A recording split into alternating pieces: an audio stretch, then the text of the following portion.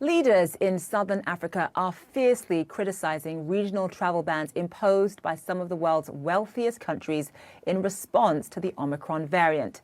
The president of Malawi straight up calling it Afrophobia.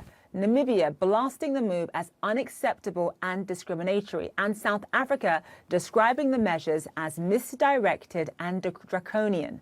The Omicron variant was initially detected last week in Botswana and then South Africa.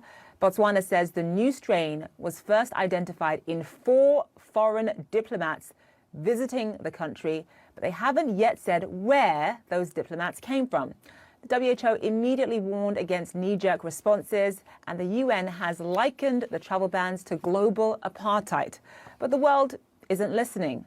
Dozens of countries have imposed restrictions targeted southern Africa, including some African nations as well. The financial fallout and reputational damage is something the region is already struggling with. Botswana's president is slamming the ban as hastily made, unfair and unjustified.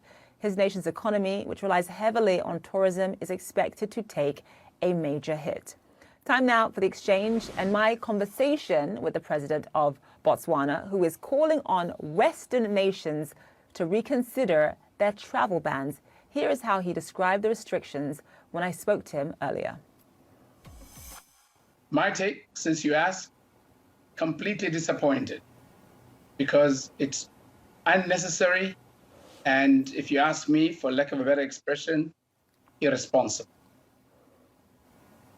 So we know that the Omicron variant was detected in Botswana in 4 diplomats who had traveled into Botswana from elsewhere on November 7th. They ended up leaving on November 11th. Where did those diplomats come from? The diplomats came from a number of countries, the countries of origin, the countries of workstation, and they passed through a number of countries to get to Botswana. And to be honest, in terms of the science, because I've just been to see the genome sequencing results, it really doesn't matter. It is important for the scientists to keep that as privileged as possible because investigations are ongoing. And what we really don't want to do is to stigmatize and expose anyone to abuse.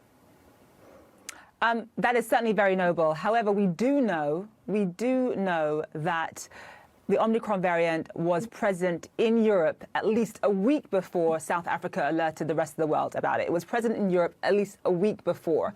So even if you don't tell us which specific countries they came from, can you at least tell us what region? Did these 4 diplomats come from Europe? Yes, some had been to Europe and some had been elsewhere. Listen, what I've established, based on what the scientists So some of them had actually, I'm sorry, sir, so some of them had actually come from Europe into Botswana on November 7th? Indeed. Okay. Now, what I've established, based on what the scientists have been able to demonstrate to me, is that a number of scientists around the world had been working on the genome sequencing of this particular variant before they had deposited their findings to the committee that names as such. And it's because in being thorough with their work, they took their time to establish and verify what they saw.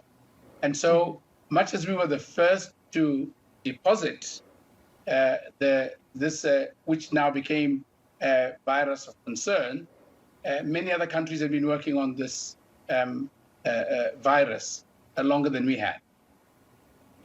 Right. So just going back to where these diplomats originated from, have you had conversations with the governments of the European countries from which these diplomats originated from to alert them that there is a possibility, we don't know for sure, that there is a possibility that the Omicron variant that you detected may have originated in their countries? Have you had that discussion? Well, we're still doing the scientific work, Zain, because from what I've been advised, it would seem the very creation of this new virus is as a result of interventions from a diversity of sources. So it's like things are picked up along the way. And when mutations take place, because there are multiple mutations, then this particular virus comes up. So the scientists are still unable to tell the true source. They're able to tell from the tracing the trail where some of these may have picked up additional